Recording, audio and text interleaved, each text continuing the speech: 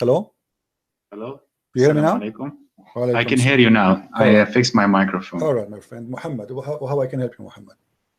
Yeah, so I've been listening to your YouTube channel for about a month, and I always finish the whole 1.5 hour or 2 hours that you've been talking about the religion Islam. And it seems that you are very educated, and I have done some research about you. It seems that you are very knowledgeable about the topic. Okay. And I have some, I'm in doubt. So I'm just trying to confirm the things that you have already been saying. Okay. And basically, I've been thinking about, I heard that when Muhammad made up the Quran, it never got written down until he died many years afterwards. Is this true? Correct. Because I can't. Correct. Okay, this is correct. Yeah. Do you know? And But do you know why? Do you know why this happened? from what I know, it seems that he didn't really give a shit. And No. You see, in no. chapter, let us use a good words, good language. Okay, sorry. Chapter Excuse 75, chapter 75, verse number 17. It says, Yeah. Inna alayna jam'uhu wa Qur'anahu. Allah said, supposedly, that it is the duty of Allah to collect the Quran and to recite the Quran, not the duty of any human being. This is why in the beginning the Muslims, they never collected the Quran, because simply this was really the duty of Allah. Okay. That's very interesting.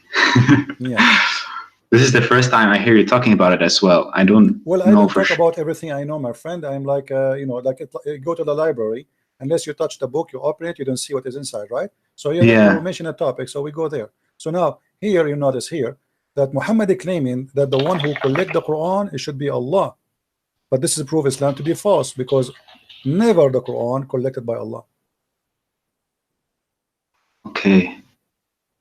Yeah, I've been trying to reach as much hadith and Quran since I've been listening to you, because every single time I hear you talk, I read the chapter you're giving us, and I'm just like blown away, because right now I'm nearing my 27th birthday, and my whole family is religious, and I don't know anything except Islam. And as I got older and I got more exposed to the internet, and as you said it, you walked for I don't know how many hours to a library to just read a book.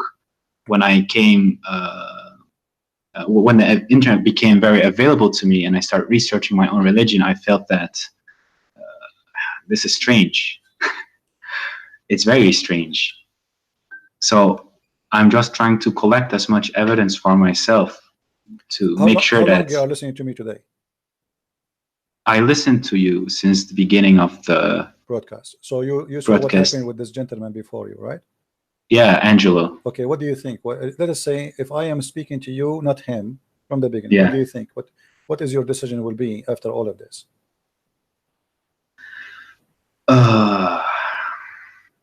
It seems that every single thing that you point out is accurate. I cannot deny it, because it's plainly written there, and I can understand Arabic a little bit, but when I go by word for word and I read what's there, it says just exactly how you say it. Some things get lost in translation. It almost seems that somebody is trying to cover up someone's behind, because there are a lot of mistakes. So what that will lead you, my friend? You are, you are a smart person. You are watching. You are seeing. I never said something without showing proof. Correct? Yes. And all is from yes. Islamic website, Islamic translation, Islamic print, Islamic reference. Nothing. I don't use the Bible to prove anything. Yes. Okay. So now what you with your you are a growing man, and you are watching for long. Not only this video today, you are watching for long. So isn't it enough after watching all what I showed? Isn't it enough to prove to you that Muhammad, there's no way he's from God? That's true, but I have a lot of family members who I have discussions with, and sometimes it gets quite heated, and then I try to help others as well, and I try to see whatever I think is wrong or right. And it seems that sometimes they are still trying to, I mean, they're still able to convince me somehow. Okay, like how? Give me an example how they can convince you. Like what? Like they say that some things are very hard to understand without the tafsir. But when I look at the tafsir, it seems that it's also rubbish. I find it very hard to pinpoint what's exactly wrong, because sometimes they give references and you can interpret it in certain ways because of Arabic language. I will give you a tafsir. What is your education, my friend? My education. What do you mean with Like, education? did you go to school? Like, do you have some education? Yeah, I currently busy with my university. Okay, so I have studied other things as well. So this is my third. Okay, that's degree. That's wonderful. So you are a person who went to school. You are not like a, with my respect to everybody, some people did not have their chance to go to school, right? I mean, yeah, exactly. Cool, yeah. But look with me. This is chapter Qaf, verse number 1. Qaf wal Quran al-Majid. You said you know a little bit of Arabic, correct? Yeah, I can understand because I'm personally from Morocco and I'm not from the Arabic part of Morocco. I'm Amazigh, the Berber. Amazigh, okay. Yeah, really yeah, the northern. It says, from his narration on the authority of Ibn Abbas, that he said, in the interpretation of Allah saying Qaf. Qaf is a letter. Qaf, he says, it is an azure mountain overlooking this world, and the color of the sky takes from it. Allah swear by it. Now your family, they say to you, you cannot understand unless you read the interpretation. Okay, this is the interpretation.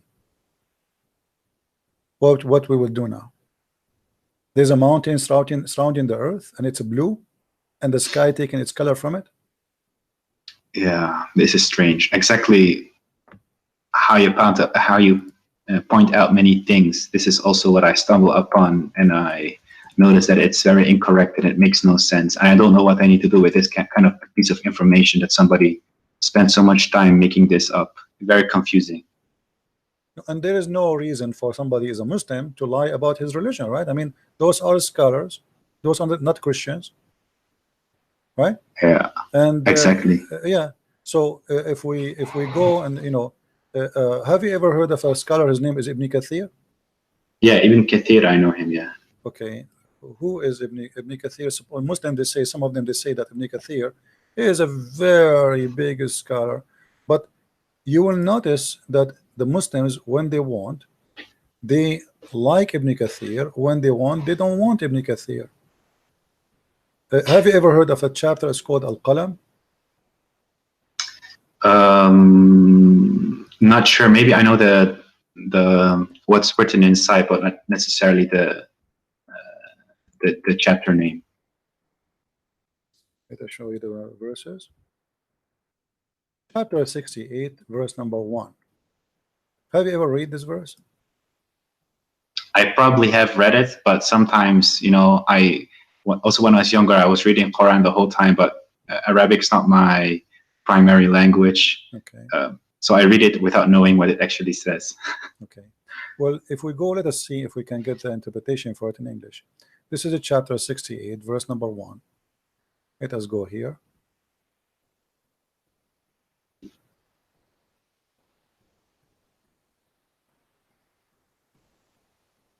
Always take into your consideration that Muslims, they are not giving you a correct, let us say, an honest translation. Ibn Kathir in Arabic is not the same as in English. If we read here, it says, by the pen, apparent, meaning that he's referring to the actual pen that used to write. But here there's a verse before it says, Qaf, and the similar to them from the individual letters that appear in the beginning of the Quran chapters. This has been discussed in length previously, and there's no need to repeat. When you see translator, they say that it's mean he is hiding something. Let me show you what he is hiding. This is Ibn Kathir in Arabic.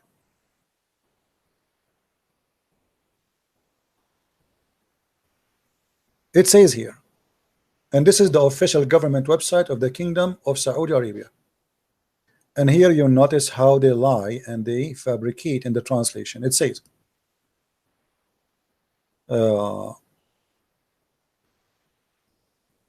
نون هو حوت عظيم على تيار الماء العظيم المحيط. Do you understand what I'm saying, or you don't?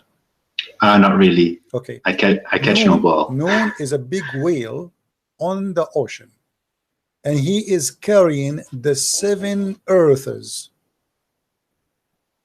as the Imam Abu Ja'far ibn Jurayj he said, ibn Jarir.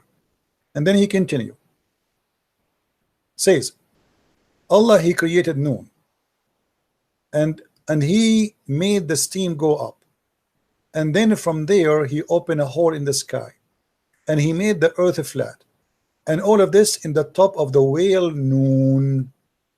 And then Noon, he start moving, so the earth start moving and shaking.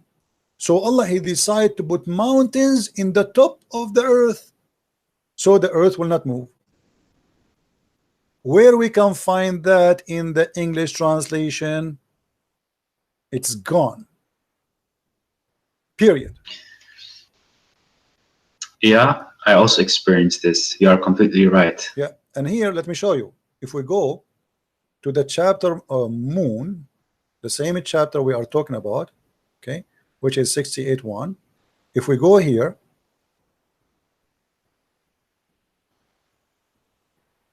this is why you cannot learn Islam from Muslims, because simply, especially if you don't know Arabic, you know, they fabricate, they don't give you the true answer.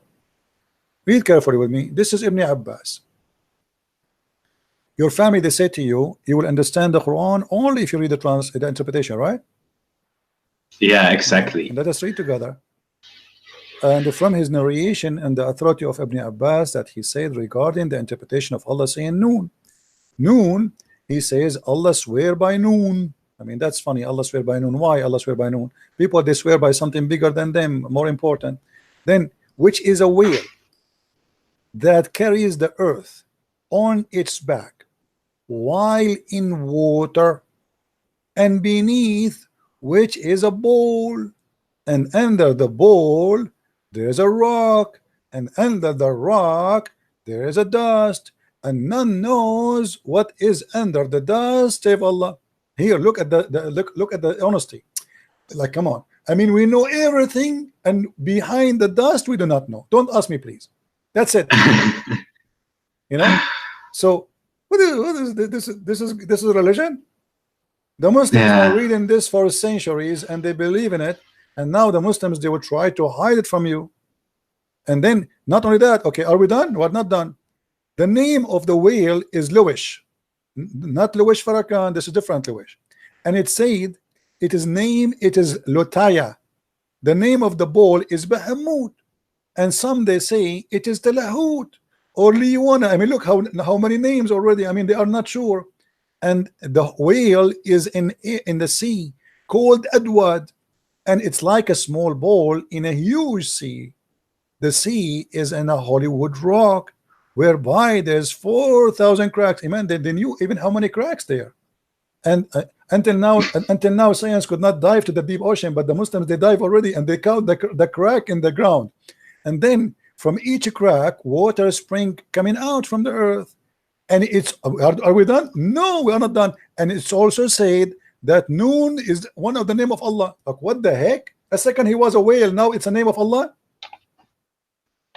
I'm writing this down. This is the most interesting bedtime story I've seen past months. I've been listening to you. Well, my friend, keep listening, and you will hear every day a story. Islam is nothing but a madness. And you know, look, I mean, the story continue. But you see how they hide in the translation in Ibn Kathir. In Ibn Kathir in English, we cannot find this.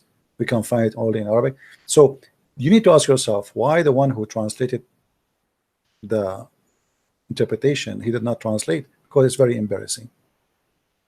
This is obviously, it's very embarrassing. So we cannot translate that to you. Otherwise, everybody will laugh at us.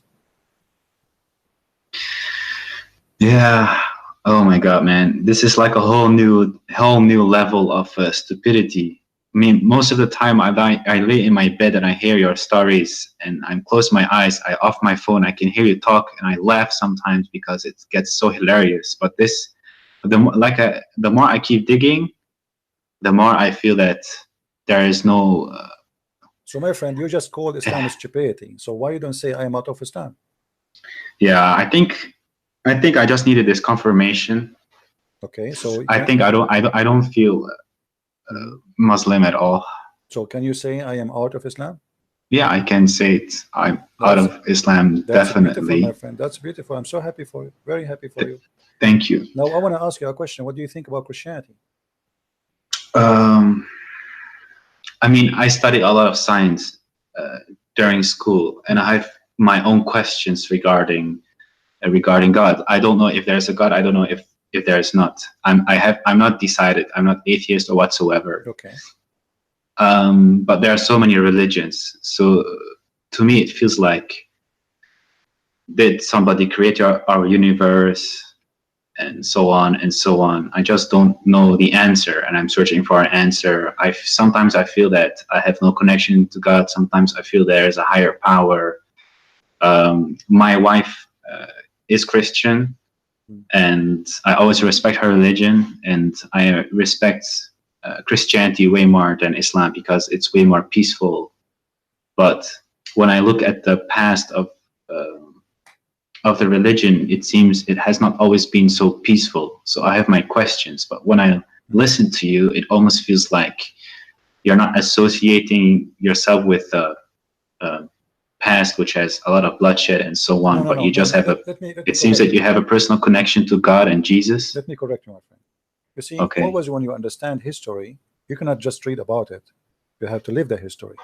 So yeah. if they say to you, there is a history of a blood, and then you say history of who? Is that history of Christianity or history of Christians? So there's a huge difference. What if I show you now history that Christian Prince was in jail?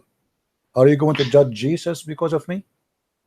No. Okay, what I have to do with Jesus? That's not even fair. I don't judge Islam because somebody he is a criminal.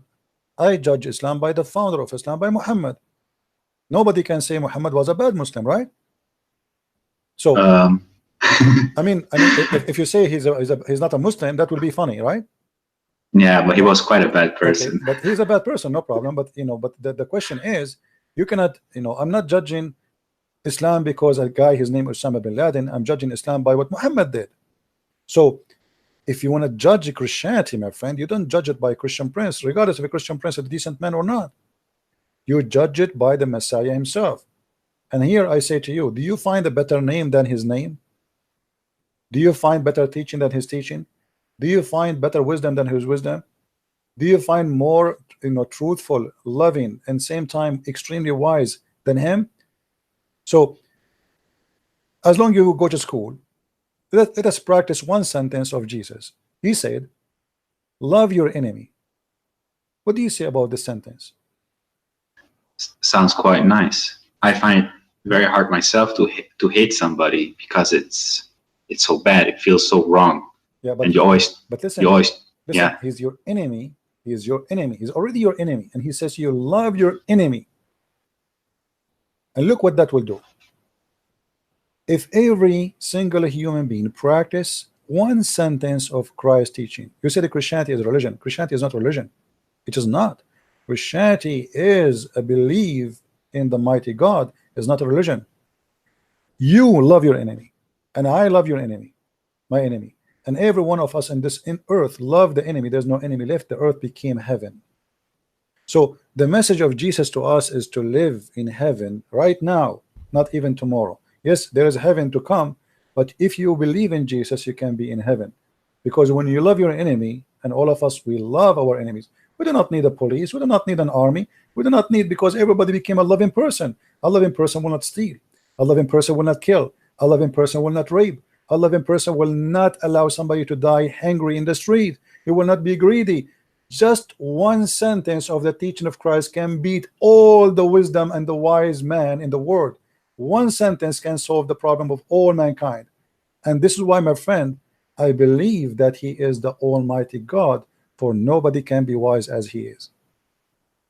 Is there something I can read up about on Jesus and God, because I would like to know more. Read the four gospel, my friend, the four gospel. But as I said to you, I mean, Yeah. one sentence for me is a gospel. Just one sentence. Because that sentence can solve all our problems.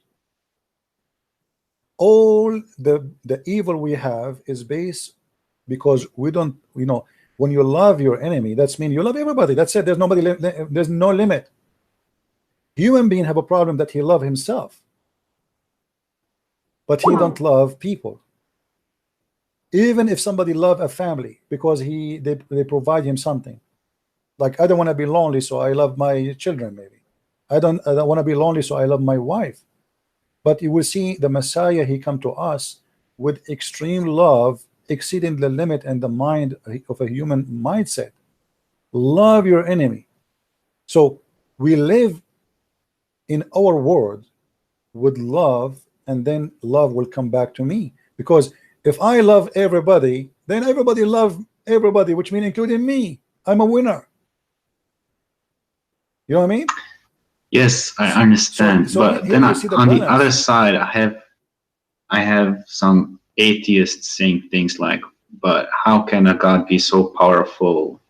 How can he make a stone bigger than himself that he cannot even carry? And if he cannot, then he's not the strongest, and so on. You see, this is because of their ignorance. Because Jesus, when he carried the cross, Jesus, he come to us as a normal human being, as a man. But at the same time, isn't it the Bible says that Jesus, he was controlling the nature. Jesus, he healed the blind. Jesus, he resurrected people from death. So they remember only that thing he cannot carry. So why so what? He is coming in the form of a human being. As simple as that. The flesh of a human being. He did not come as what they want, Batman. If Batman exists, that is God. I mean, so he is coming in a form of a human being, yet he do what no human being can do. So the silliness of some people sometimes that they pick up their cherries from all the story of Jesus. You remember only this one. If you want to be fair, remember the rest. Then I have another question. I understand your point. I absolutely do. Okay. In what form does God come? From what? In what form? What form? In what shape? In Christianity, God is a spirit. So our God, he can come in any form he wants, because simply he is God. He's Almighty.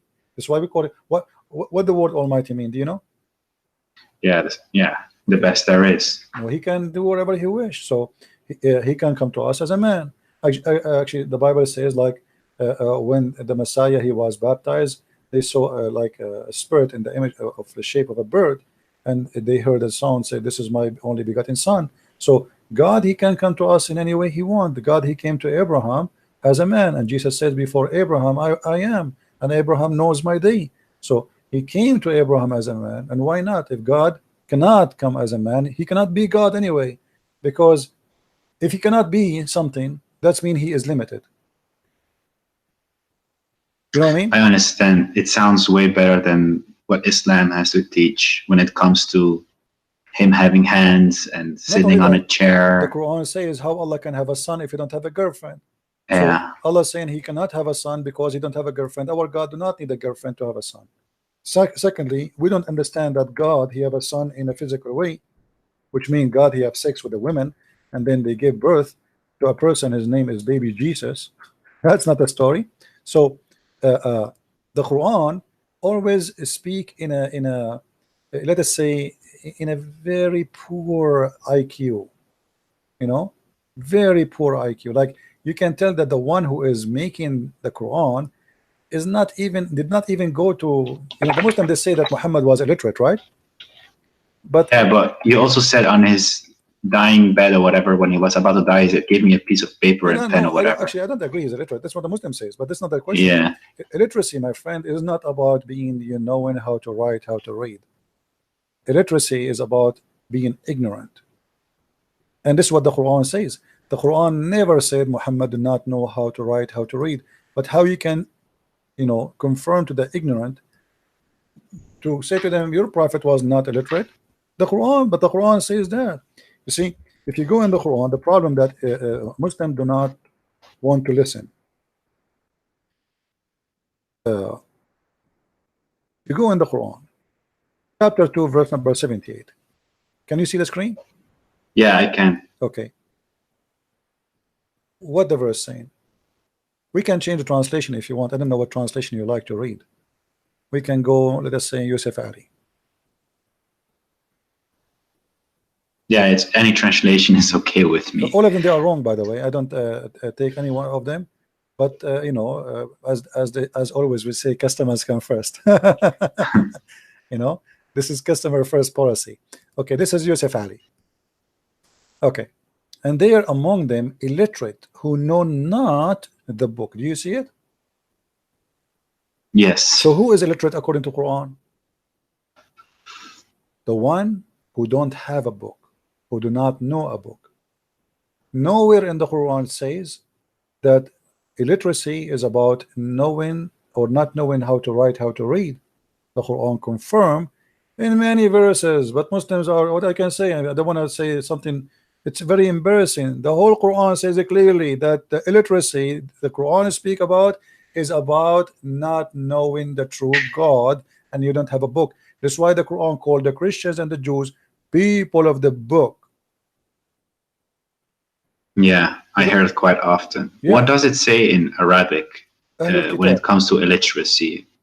That's it. Ummi. This is, you see the word illiteracy is ummi. Here you go. This is the word the Muslim they say that Muhammad is ummi because it says in the Quran that he is ummi. But ummi is taken from the Jews. You know, the Gomai in the Bible is the one who is, they are from the nations. They are not believers in God, so they call them illiterate. You know, all those verses in front of us. It says and confirm that. As an example, it says here. Chapter 3 verse number 20, they say, and say to those who were given the scriptures, the Jews and the Christians, and those who they are illiterates. Do you see it? Yeah. Why they are illiterates? Because they're Arab pagans, they don't know a book. So here we can confirm that what the Quran and Islam teach about illiteracy is about knowing God. But those funny Abdul, they don't want to listen. So when I debate them, I say, okay, you want to say your prophet is illiterate? No problem. But I can't do, I give up. You know, it's like somebody, he want to prove to me that his prophet is a donkey. Okay, I agree with you, no problem. Illiterate. At the end of the day, he's illiterate because he is illiterate about the Bible, he's illiterate about God, he's illiterate about everything. And yet he claimed that he is the most knowledgeable person.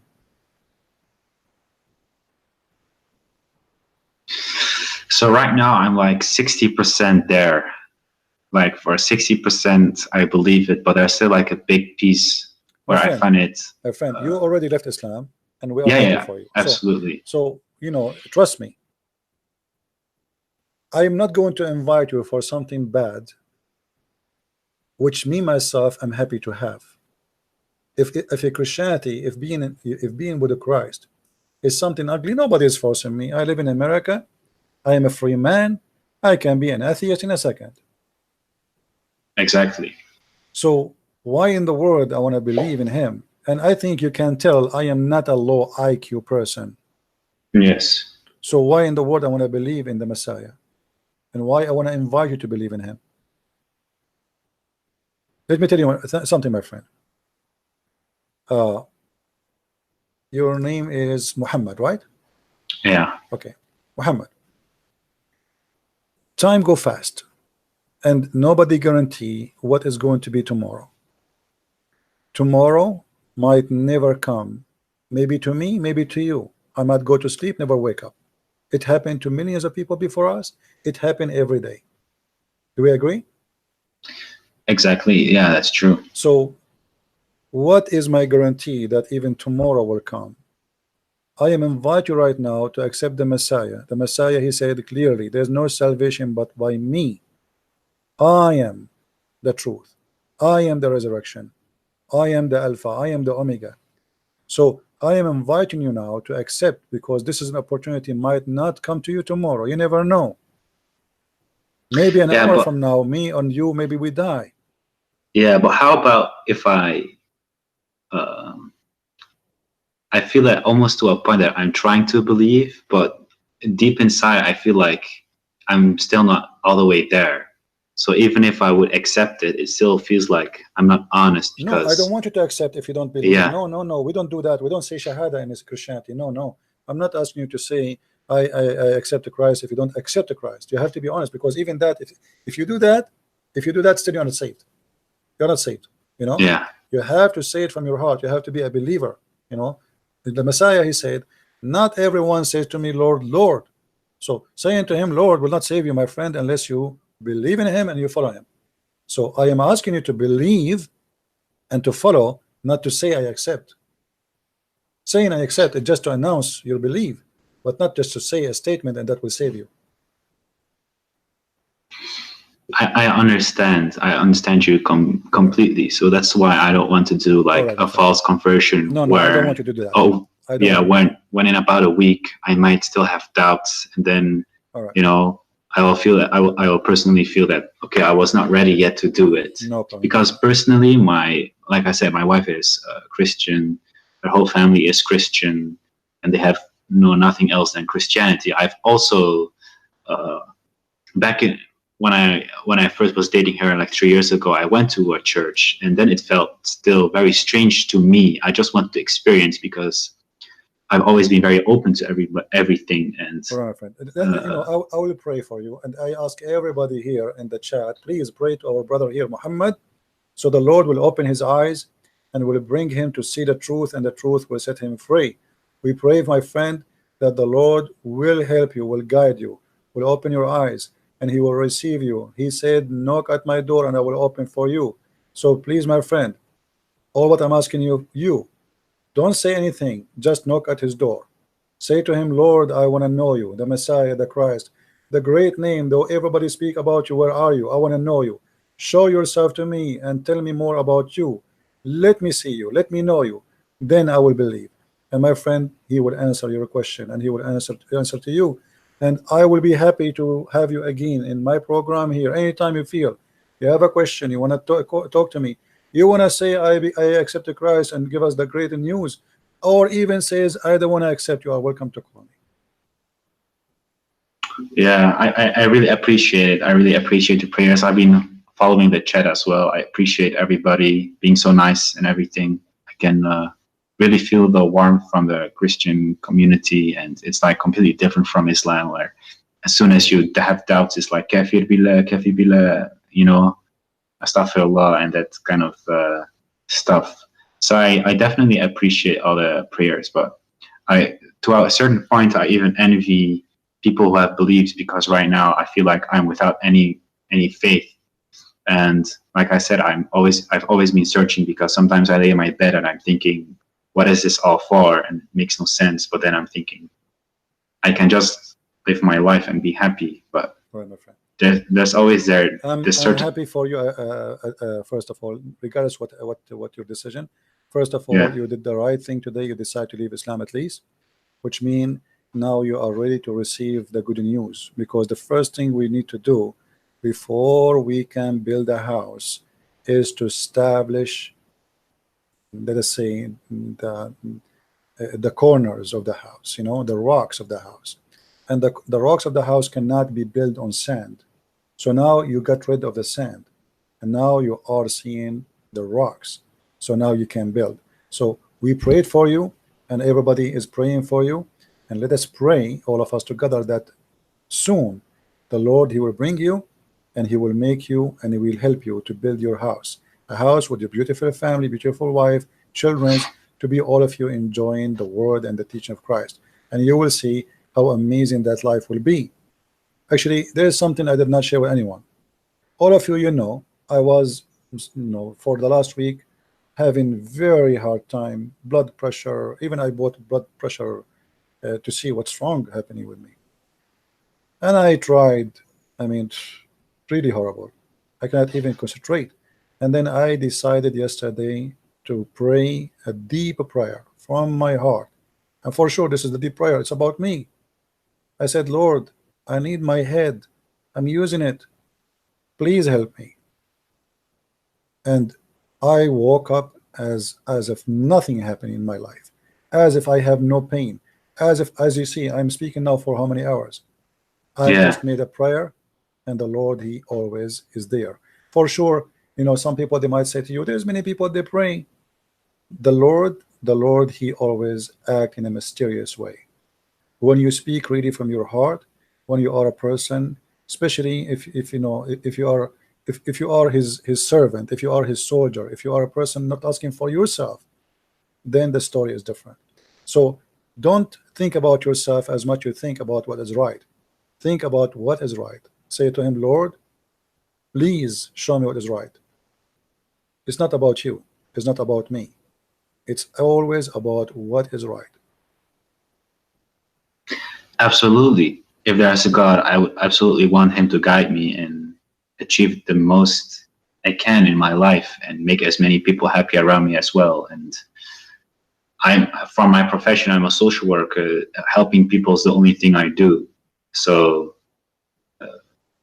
it's a nice feeling to help other people and to pray for other people as well. But the last time when I experienced such thing, when I was still religious, because then I still believed in some kind of God, and now, like I said, I'm still searching, and I really hope I can find God, and I will. My friend, I will be happy to receive. I'm not going to, because I feel like I'm putting pressure on you. I don't want to do that. So, no.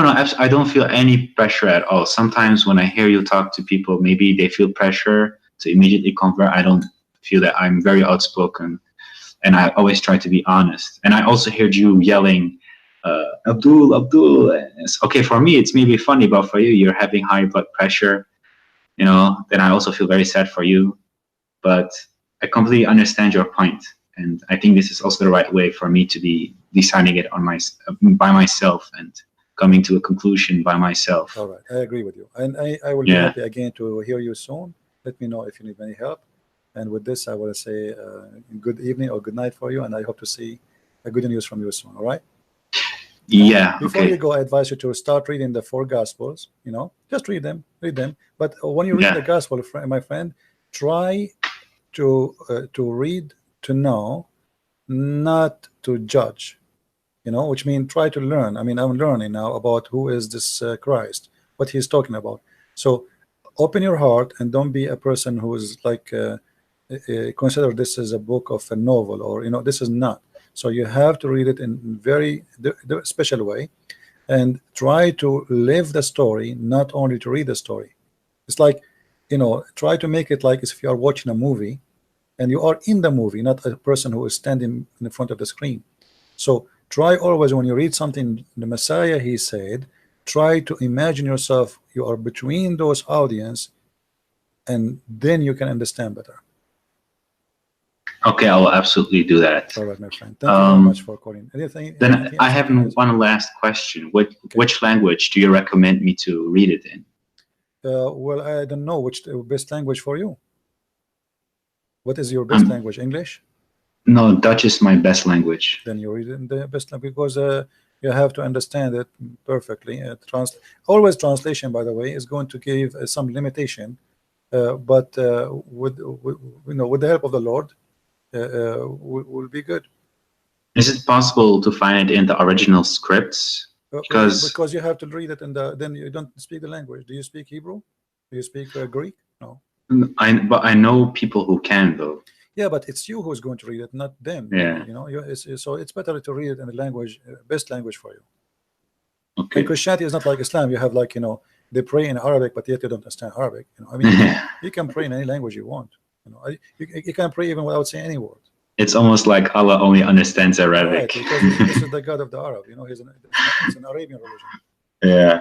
Anyway, my friend, thank you very much for calling. Okay, man. Blessings to you. I hope you can manage our high blood pressure. Don't let those God is ignorant people make you angry. Always try to calm down and don't get your health like in a bad shape or whatsoever, because sometimes they can really hear you yell so much, and I feel so sad for you. So please, what we can do, sometimes I feel sorry for them, and I lose my. At the end of the day, I'm I'm a human like everybody, and Yeah, you lose your patient. I mean, you repeat the same stupid thing, and still somebody don't want to get, and that what make you upset. It's yeah, not but they really. are so indoctrinated. But I think the small things that you say to them, it still plants a seed in their mind, and they will start to doubt. It And as what, soon my as they friend? research themselves, Have you that's what happened to me. saw ever like a faucet dropping water for a long time? Yeah, Do you know what the faucet can do? A drop of water in the rock downneath is going to make a hole, yeah, and this is what we do here. exactly. Thank you That's very much. why I also try to do the same thing what you do to other people around me now that are also still Muslim, because I still see too many Muslim people do crazy things just because of their religion, even though they live in Western Europe and Yeah. they believe in a faith which is not compatible with the life they're leading here right now, because of the rebel and all the crazy things, the hijab, people missing opportunities, job opportunities just because they have to wear the hijab, parents hitting their children. I've seen everything myself. I've seen the bad side of Islam because I've lived it for so long, and it's really horrible to see it. So to a certain extent, most people don't even know how bad Islam is, and they have so So, many. like you yourself look like struggling with Islam for a while, and but you don't want to say I decide to leave it because it's kind of too much to do that. Like you are already listening to me and watching my videos, and Yeah, already you agree that this is no way this is from God. But you see here you need to take some change in your life. If you are convinced of something, don't wait. I mean, what the point? Just because my family they believe in the same yeah. thing. I mean, It's because of my parents. I feel very sad for my mom because sometimes when I make a small hint, my mom is like I understand. seven, I understand. 70 plus, I and I understand. cannot. Yeah. If I say something, she will think I am possessed by Satan or whatever, and she will just cry for days long. She will never understand. What you can So to me, it's very hard and very I difficult know it's because it emotional. causes me a lot of pain. Yeah, I understand. I understand. Okay, my friend, I had to let you go, and feel free to call me when you feel like talking again. All right? It is good. Thank you very much, Take man. care. Take Have a care. good night. Take care. You too. Bye bye. All right. I think we have a good time today. I'm not going to stay longer. You know. You see, like we talk about, I made a prayer to the Lord and He answered my prayer, but doesn't mean I'm not going to get sick. I might even die tomorrow. That will not change my faith in the Lord, because simply, you see, it is you are doing something, and whatever your duty is in earth, it doesn't change anything. That at the end of the day, you are under the nature and the law of the nature of a human being. You will die, you will get sick, you might get killed, you might have an accident. And always don't judge the Lord by things happen to you. You are born to die, my friend. You are born to die. What Jesus said, let the dead bury the dead. They are dead, burying the dead. Always remember that. So don't be the same as the atheist. Say, okay, why this person he have a cancer? He was a Christian, good a Christian, but cancer have nothing to do with being good a Christian or bad a Christian. Cancer happened to atheists, to believers, disbelievers, all kind of people. The Bible says that the Lord He created the sun to raise above the good and the bad, and all they will get the benefit of it. So we are out of heaven, and the day we are out of heaven, that's mean we are out to die. And the only way to come back to this heaven is to be with the Lord. So you will be sick even if you are a believer. You will die even if you are a believer. You might get killed. You are a believer. That will not change anything. But there's a huge difference between somebody he is a believer and someone he is not. Death means nothing to me except seeing the Lord soon. Death to someone he don't believe is horrible. There is a story about a monk. He is dying. They ask, the other monks, they ask for a doctor to come and see him. Maybe he can help him. The doctor get in, he check him out. The guy is very old. He said to him, I don't think you will live until tomorrow. You are in a very bad shape. And then he came out, the doctor, and he told the others, he said, I think your brother, he lost his mind. They said, why? He said, I just told him you will die by the end of maybe tonight. I mean, but he gave me a big smile. I just told him he would die. I think he lost his mind. They said, why you don't go and ask him why he is smiling after what you told him, if he can talk? So he went inside. He said, I have a question. I just told you, you will die maybe in a few hours from now, and you give me a big smile. You did not say anything. Can you tell me why? Why you are so happy? You look so excited. The guy, he said, I spent all my life for this moment, and you are telling me I will see him soon, I will be with him soon, and I will not be happy. So for a believer, is like landing in the airport of God. For a disbeliever, it is the end. It is a terrifying moment.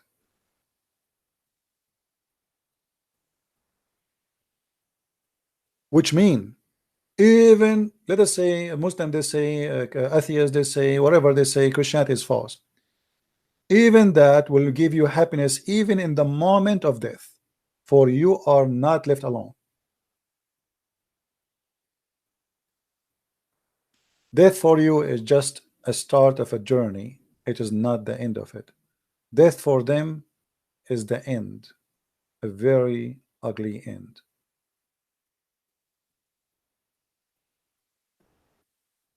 So for us as a believers, sickness does not mean God he hate us. Absolutely not. Actually, it can be for your good sometime. When I was in Germany, I met with the Muslim women. I was invited by a brother Amir. You know Amir, right? You see his YouTube.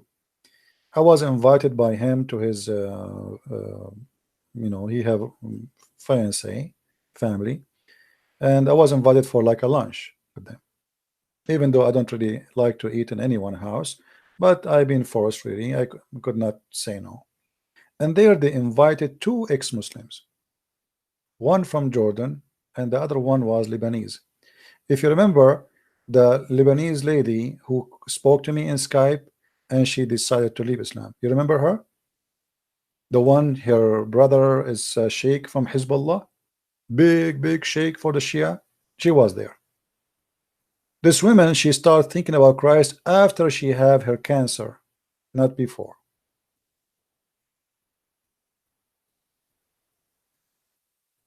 Look, she should deny God. She have cancer. Oh, sorry, not cancer. Sorry, not cancer. I'm mistaken. They told her, like, you might die because she have a very hard problem. It's not cancer. It's my mistake. So she started thinking about accepting the Messiah after she'd been told that her life in a very bad shape and she might die anytime. So if death will bring me to Christ, death is welcome. If an illness will bring me to Christ, I would love that. I prefer to have any illness better than dying ignorant and going to where I don't like to go.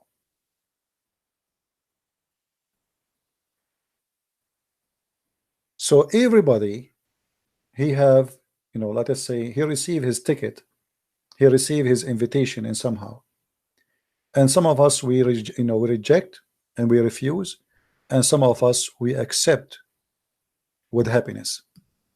Now the one who rejects, he will pay the price. This invitation will not come every day forever. Time will come, you breathe and never breathe again. That's it. It was your last moment. After that, there's no solution. He gave you time, long time, and you reject once after once after once. And this is why I feel sorry actually for the Muslims, because you know, those who been in contact with the Christians, and Christian, they did their hard work to make them believe, and they refuse, those will be questions harshly. Because it's not, you see, according to the Bible, if somebody never heard of Christ, he will be saved. He will be judged by what he knew. As an example, if somebody live in the jungle somewhere, like in Brazil, he never met anybody, he knows the Bible, anyone, he saw a sentence from a Christ. It's not fair to judge him, to say, okay, you did not accept Christ, we will let you go to hell. No. The Bible speaks carefully, saying that those people will be judged by their knowledge, which mean by what God gave them in their heart.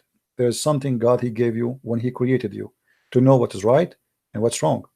By that little knowledge which you have, you will be judged, and that is fair. So a person who knew about Christ and did he reject, he will be judged badly, which means his judgment will be different. And actually, this is fair. If somebody have a, let us say, he's born with mental illness, he will not be judged. God is about justice. This guy, he have no idea, he don't know what I'm talking about, right? He have a brain defect. This person considered the same as a child, he will go to heaven. Children in Christianity, they will go to heaven. So you will be judged by your knowledge. And the Muslims already, they knew, they've been taught, they've been told, and they reject. So you will be judged, and the judgment day is going to come. And the irony is, the Muslim believe that the one who will come in the judgment day is Jesus. But Muhammad the deceiver, he gave them different image and different name and different look of Jesus, for he decided to replace him, for he is the devil.